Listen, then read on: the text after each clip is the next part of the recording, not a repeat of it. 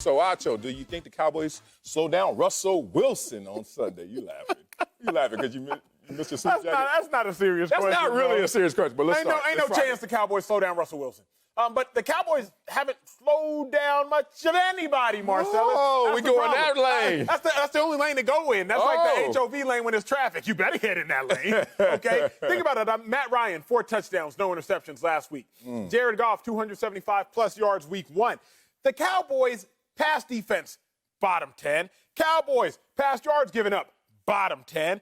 Cowboys, most points given up, bottom 10. Cowboys defensively, they're just a bottom 10 defense. And you're facing a top 2, top 1 quarterback. It's like mixing oil and water. Those two things just don't mix. Russell Wilson is a beast, and the Cowboys defense is not. The Cowboys are sitting at 1-1, not because of their defense, not because they slowed down anybody, because Dak Prescott put up 450 yards and 3 touchdowns on the ground, 1 touchdown through the air, gave you 4 tugs. The Cowboys have no chance of slowing down Russell Wilson. But I'm going to give you this little nugget, sir. Okay. I'm coming out today swinging. And just know I'm not letting up. You ain't got no jacket on. You might as well just swing. I'm not letting up, Marcellus. I'm throwing haymakers the whole show until I knock you out. All right, let's go. Russell Wilson, he got 9 touchdowns, 1 pick right now. Beastin'. Russell Wilson, though, in September, the last 3 years, 19 touchdowns and only 1 pick. So what we're seeing from Russ is actually just regular September Russell Wilson. So expect to continue to see it, bro, for one more Sunday at least. Oh, wow. Look at this. Cowboys slow down Russell Wilson. You looking at this question entirely wrong. You need to invert this. What is better than a great defense? An excellent defense? No, a better offense. Oh, look at you. You forgot about that. Over there searching for your suit jacket. Didn't even finish your notes. Come out here swinging, talking about bottom 10 in terms of what the Cowboys look like on defense. Okay, bottom 10 sounds pretty bad. But what about if you were the worst defense? I wonder who has the worst defense in the NFL. Anybody? Trivia. Oh, the Seattle Seahawks have the worst defense in football. Wonder who has the worst pass defense in football. Since we talking about in trivia, anybody? Oh, the Seattle Seahawks as well. So what's better than a good defense? What's better than a good defense? It's a better offense. Dak is going to feast. The Cowboys are going to feast. Russell Wilson won't be on the field because the Cowboys will methodically be going up and down the field with their number 2 offense in the league. And he hasn't thrown a pick, so he's not going to turn the ball over like Russell Wilson did last time, prime time, first series. Oh, pick 6. Oh, we got to dig ourselves out of a hole. Wonder what the number 1 Russian scoring attack is going to look like this week in the Dallas Cowboys. So I saw the question like you did, but I got fully dressed, and I did all of my notes. And I remembered that this is an offense that can't be stopped, that just did something historical in beating the Atlanta Falcons, giving up 39 points, which is a defensive issue, and forcing no turnovers and still overcoming that. 444 were teams in that same predicament. Not the Dallas Cowboys. They're going to ride that high with that offense, go against the worst defense in the league, and beat down Seattle. Sir, I'm glad you got fully dressed. Yes. Because I'm about to undress your argument. I'm about to undress your argument. You talk about the Seahawks giving up, having the worst pass defense. The Seahawks starting safety, Quandre Diggs, got ejected. The Seahawks backup safety got hurt. You should still be 20. So Cam Newton throws for 400 yards and has a career day playing against 2 backups, but a primary backup that's about to be back this week in Quandre Diggs. So I'm surprised somehow you haven't run out of ingredients the way you be cooking the books. So I'm not about to sit here and let you cook these books right now. I'm listening. But let's talk about this. You can't slow down a Russell Wilson because Russell Wilson right now is just in a zone. And he's in a zone we haven't seen before. I'm going to get to this aspect of the conversation later on in the show. But Russ wants an MVP now. Oh, he wants one? He wants one. Why he ain't got one? Oh, I forgot. No. I forgot. He ain't good enough. He set his eyes on an MVP right now. So what's that tell me, Marcellus? If anybody going to get theirs, it's going to be Russ. I'm not convinced that Greg Olsen, the tight end, is going to get his. I'm not convinced that the running backs are going to get theirs. But if one person on this gosh darn field is going to get theirs, it's going to be Russell Wilson. But more than that, Seahawks, they have the best record right now in close games, against close games. The Cowboys... Oh, so you're saying it's going to be close. Say it.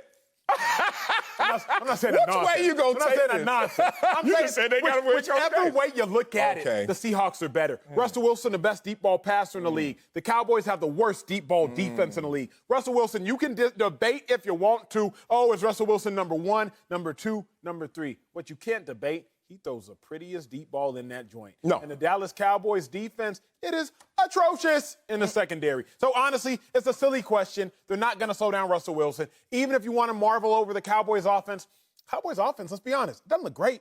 They had a great ending against the Falcons. They had a not good beginning, middle, or ending against the Rams. Wow. The Cowboys offense, it really doesn't look great. Kudos to Dak Prescott for getting his stats. The game was essentially a blowout the whole game. You were down by 20. Essentially a blowout, and they come back and win. Yeah, and you're talking about the Seattle Seahawks. Seen that before? And Seattle Seahawks are the ones that win the close games, huh? This is an interesting argument you're trying to piece together right on the fly. I understand where you are right now. You're struggling. I'm going to help you out. I feel great. I feel great, America. I am your co-host. I would not let you drown. But damn it, you act like the Dallas Cowboys aren't coming in here with an emotional high. Think about what the Dallas Cowboys overcame last week. And you keep forgetting that the Seattle Seahawks played 2 teams. They just played the New England Patriots and give up over 400 yards. They nearly gave up 400 yards to the Atlanta Falcons. And now Dallas comes in there. And they have Zeke. And Zeke, in his history, when he doesn't have 100 yards in his first 2 games, he never makes it to a third game without 100. They gonna feed Zeke. Hey, you got to get off. He's never had 3 straight games to start a season without 100 yards. So then we look at Dak, and we're like, damn, Dak, what you gonna do?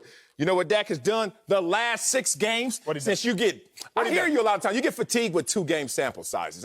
Me too. It's like it's too early, but we have some evidence. But let's go to the last 6 games for Dak. 305 passing yards per game. 0 interceptions. What's the most important stat on the stat sheet when coach goes and reviews the game? Turnovers, winning.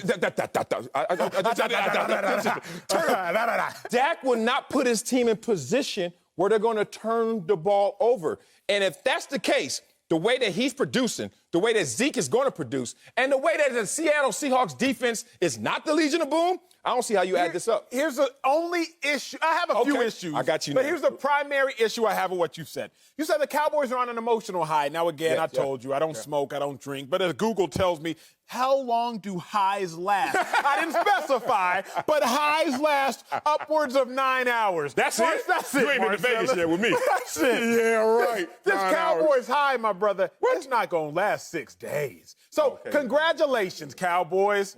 You're on your emotional high. But unfortunately, highs come crashing down. I don't see them getting another emotional high against Seattle. Dak Prescott, Seattle Seahawks. They've met each other 3 different times. Russell Wilson has 5 touchdowns, no interceptions in those 3 meetings. Again, this is going to be another one of those meetings. That's how I see it. That's how it's going to go down. Okay, well, if you think it's going to go down like that, let's move on to the next topic, which is the Dak Prescott matchup, who is coming off one of the best games in his career. Dak's Cowboys have lost to the Rams and beaten the Falcons, but they'll face their biggest test of the year so far against Russell Wilson's Seahawks on the road. So, Acho, should the Cowboys be all in on Dak if he beats Russell Wilson? A surprise you. Yes, yes, yes, yes, and yes. Okay. If Dak Prescott beats Russell Wilson, I told y'all. That's all I need to see. What's that? I'm not Dak Prescott beating a competitive team. Like, people think I knock Dak Prescott because I get joy in it. Nah, I'm up here wearing my blue and my gray slacks. You can't see it, but I'm in my Cowboys colors today. I was born and raised in Dallas. I want to see the Cowboys win. What I won't do is lower my expectations and lower the bar so that Dak Prescott can meet it. That's what I won't do, and that's all I've said this whole time. Dak Prescott, he's 13-3 against the Giants and the Washington football team. He's 28-22 against everybody else. Dak Prescott is 9-14 against playoff teams. Okay, that is the problem with Dak Prescott is you've shown me you can win, but you haven't shown me that you can beat very good teams. You haven't shown me you can beat playoff teams. You haven't shown me you can win multiple playoff games in one playoff run. I just need to see Dak beat competent, competitive, legitimized teams. I'm not making this up, Marcellus. I'm not making this up, world.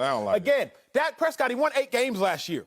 He beat the Giants twice. He beat the football team twice. He beat the Dolphins. He beat the Eagles. He beat the Rams. Dak Prescott only beat 1 playoff team last year. And the reason they made the playoffs, the Eagles, is because they beat the Cowboys when it mattered most. So, Marcellus, if Dak wins this game, yes, I'm all in.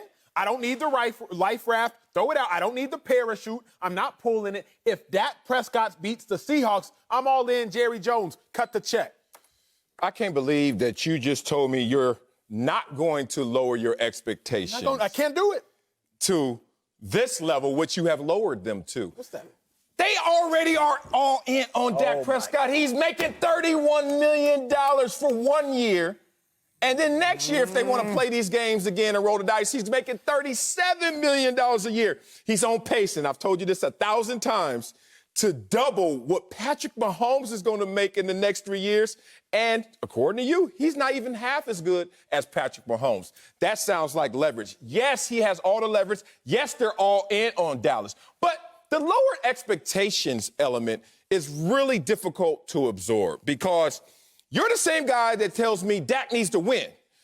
And I thought you meant in the playoffs. I thought you meant a Super Bowl. You keep bringing up how there's a drought in Dallas in terms of titles. You were a little infant before when they last won a title, right? But now Acho comes up here because he's not fully dressed and fully prepared, it seems like, and now lowers his expectations all the way to week 3 against the Seattle Seahawks on the road. Oh, if you beat the Seattle Seahawks, who beat the Falcons and beat the Patriots by a yard. Now, that's the most impressive thing you could do, and that should convince Jerry and Steven. You should be all in on Dak Prescott. How did you lower your expectations to week 3? Marcellus, how dare you just say the Seahawks beat the Patriots by a yard? By a yard. Because the Patriots beat the Seahawks by a yard in the biggest game of Russell Wilson's life. Different team. The Super Bowl. Different teams. Okay, but anyway, let me get back on track. The reason I'm going to be all in is very simple. We've seen this movie before. You played for this franchise. You played for the Cowboys. Now, you played before Romo got there, but Tony Romo. No, he was my boy. Wait, was he? Okay. Yeah, he was 4th string. So you get it. You understand Romo. Romo's beloved. Beloved. I love Tony Romo. Romo was the quarterback when I was a high school student when I first fell in love with football. But Tony Romo is the same person as Dak. 3 Pro Bowls in his first 4 years. Dak has 2.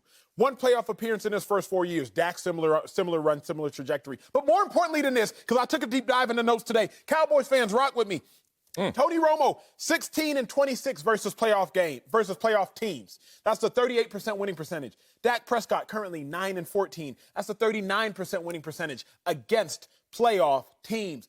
Cowboys fans, y'all saw this before. Y'all love Romo. I love Romo. Romo was great. What did Romo do for you? When you sit back and you remove your emotional bias from it, because I've had to do that. Man, Romo, the backwards hat, he was so cool. The number, the escape in the play, the smile, the other family, man, it was all so cute. But when you remove all the layers, Marcellus, and you get to the facts and you get rid of your feelings, you go, wait a second. Romo ain't with me but a couple playoff games? Romo, you played for a decade and you ain't with me but a couple. So Jerry Jones is saying, Dak, I've seen this before. And in all honesty, I liked Romo a little bit better, if I'm being honest. I paid him. Reasons. I gave him that money, didn't I? And I made that mistake. I don't argue. And I made that mistake. So, Marcellus, Dak, the Cowboys have seen this before. They've seen a quarterback that is above average but can't win big games, can't beat playoff teams. They're not going to make the mistake. If Dak can beat Russell Wilson and the Seahawks, clearly a playoff team, a dominant team, then that's all you need to know. That's all I need to know. Oh, man, you made such a strong argument. It's misplaced in this conversation. You said, I need you, Dak, to win the big games. That's it. I agree. Week 3 against Seattle ain't no big game like that, bro, compared to what Dak has already done in his career. He's won 13 regular season games before. So if you really want to see a week 3 win, look in his resume. But you're trying to make it seem like there needs to be something done that has not been done by Dak. Yes, I agree with that. But that does not happen against this Seattle team with the worst defense. You're going to move the goalposts on Monday. This is what's going to happen. Here's Emmanuel Acho. Let me look like him right now, all right? Bring my hairline down a little bit. Rough up the eyebrows. I don't know what's going on up here. Okay, you know what? This is what he always does, golf claps. Good job, Dak Prescott. Amazing. You beat the worst defense in the NFL in the Seattle Seahawks. But what we need from you is a big win. And you're going to move the goalposts again to a playoff win.